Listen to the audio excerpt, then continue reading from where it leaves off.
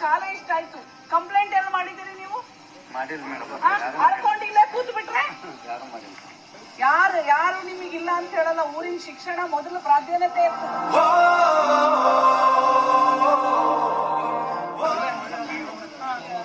Hello, ನೀವು ನಾಳೆ 1:15ಗೆ DC ಆಫೀಸಲ್ಲಿ ಕಾಪನೂರು ಶಾಲೆ ಎಲ್ಲದು ಡೀಟೇಲ್ಸ್. ನಮಸ್ಕಾರ ವೀಕ್ಷಕರೇ.